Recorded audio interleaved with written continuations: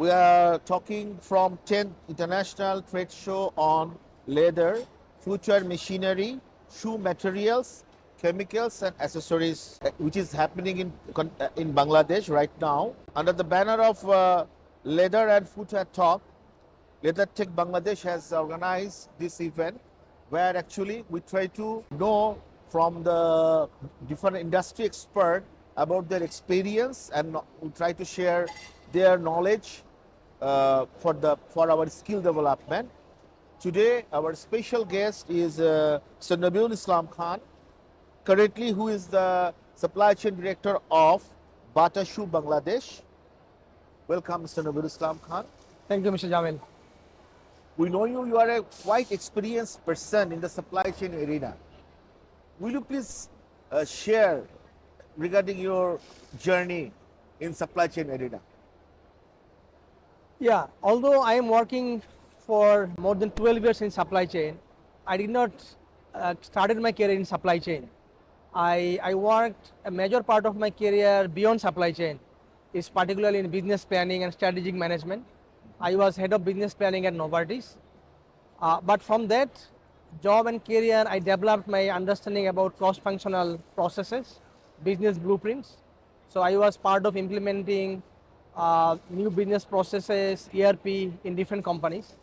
So and then that helped me, as I was very much involved in the operational activities and the business operations. It helped me to move into a supply chain career later on. And then I moved into a supply chain career in the last in my previous company at Courts Bangladesh.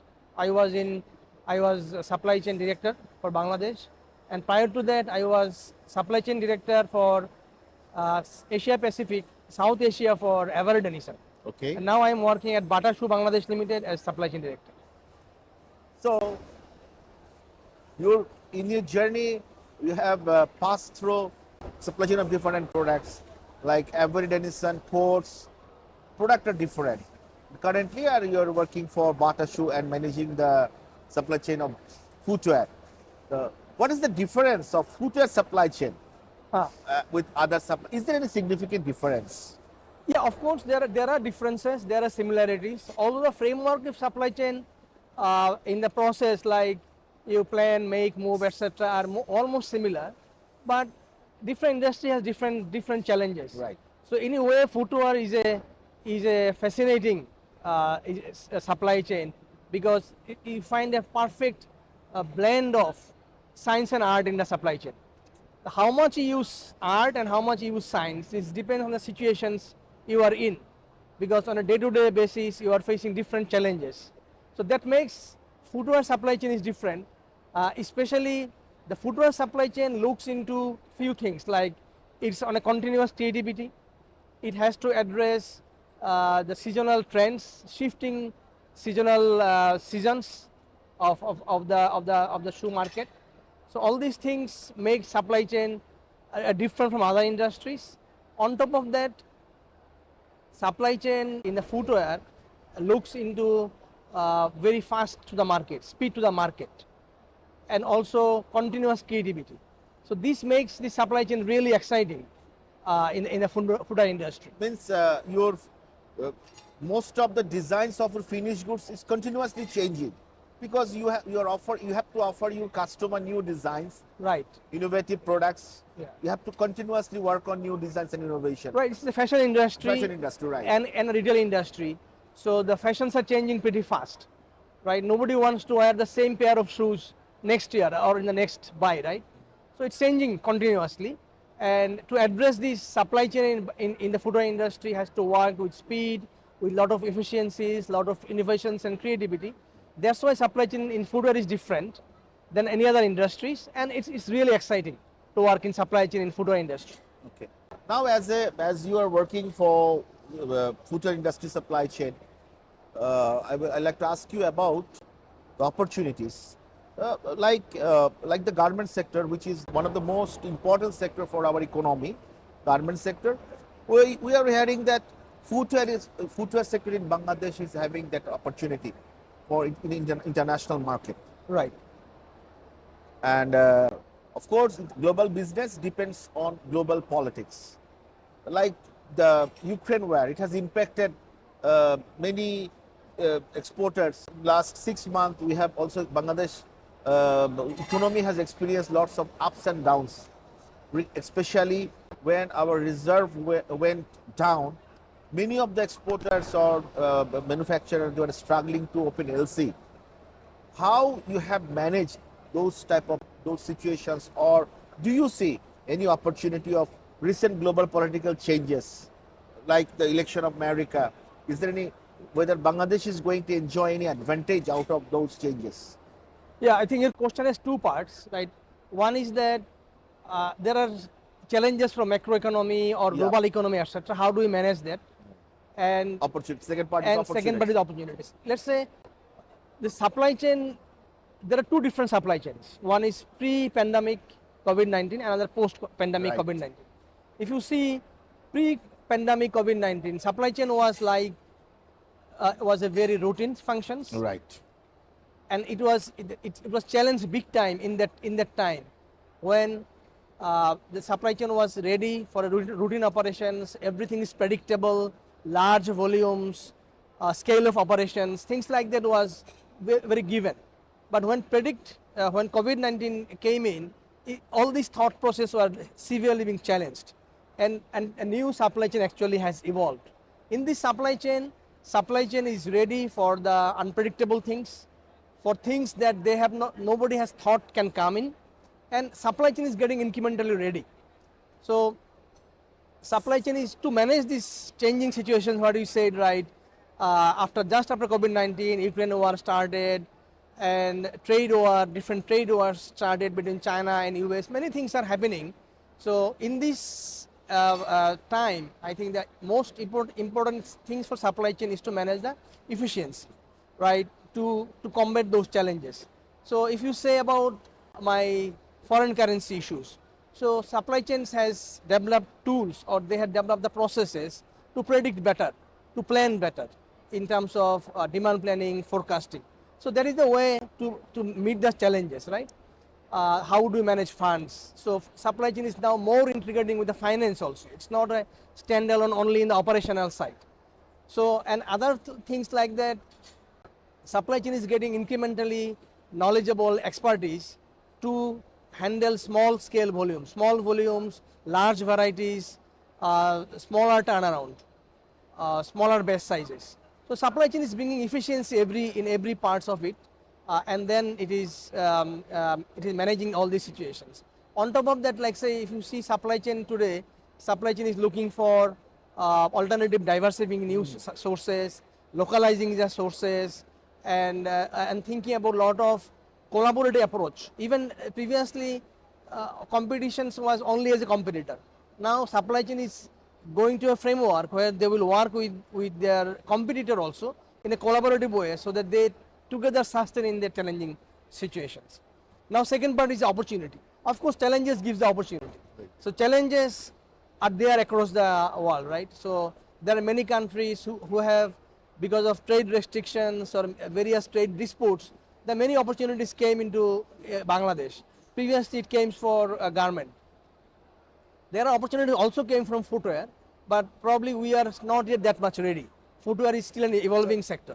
I'm trying to say actually the last elected party in US election, Trump. Yeah. So far we know Trump doesn't have that much good relationship with China. China is one of the biggest supplier of USM for USM market. So from this type of global changes, actually we don't have any control over these changes, but do we see any opportunity out of these changes? Yeah. As I said, that there are risks and opportunities both. Because China is still, for Bangladesh, like say, even we are too much dependent on China. US too dependent on China. Right. So we have a risk. So to manage that risk, we have different things. But if we come to the opportunity, of course, we will have more opportunities from here to supply to US and other European markets. Like Bangladesh's leather sector is the second biggest export currently. But it is, compared to garments, probably it is Smaller. Probably 10% or 5%. 1 billion. Yeah. So that's very small. But to take the opportunities, we have to increase our capabilities in terms of quality, in terms of our sourcing, in terms of our backward industries. Like for example, we have a lot of tanneries in Bangladesh because leather is our very good in-house product. But I think we need better tanneries in terms of sustainability, considering the sustainability requirement. We need better tanneries who will be catering the incremental new demand that is coming on, new type of demand, new kind of fashions, and also other backward industry for synthetic material uh, is need to be developed. We are still very much dependent for our machineries, repair maintenance on China and other markets. So there is an opportunities to build that or that also, and put together all these things. We can be ready to take the opportunity that is coming on from these global trade issues. For that, I think we need readiness, proper readiness to Right. avail the opportunity from the because of the changes in the international Right. politics or market. Then today we are talking, actually this is a fair where we are seeing a lot of machines related with footwear industry, leather, and chemicals, tools and other things related to footwear. But most of these stalls are belongs to most Chinese. Right. As a local investor, where do you see the opportunity to invest in the backward linkage of footwear? Yeah, I just touched upon in my last questions. So to take the opportunities, we need to develop some local backward industries. Like for example, I told you like even some basic raw materials that we need to import from China, even something that we source locally, their basic material comes from China, mostly from China. So we have opportunities to develop industries for synthetic materials, which is very much used in the shoe factories, adhesive materials, and like some machineries, soles, yeah. So I mean that is the synthetic materials Yeah. mainly, and like some machineries, some basic machineries. You can start some high tech. Probably you cannot go initially, but you can start some basic machineries, machineries in and some Bangladesh. spare parts, so that we can support the industry better. To take, and that will help us to take the opportunities that is coming in for export. Bata, as you are working for Bata, Bata is having huge number of actually leather shoes, uh, and some other manufacturers, they are using producing leather shoes, and most of the exporters, they're actually focusing on synthetic shoes from Bangladesh. And when we were talking about some expert, they were talking about that still the quality of our leather, there are a lot of things to do on the leather to improve the finishing quality of the leather. What's your view? Because why still we are importing finished leather from abroad? Why are we actually struggling to improve our leather quality so that we can use those leathers for manufacturing international standard shoes? That's quite an opportunity, because Bangladesh is a big leather hub, right?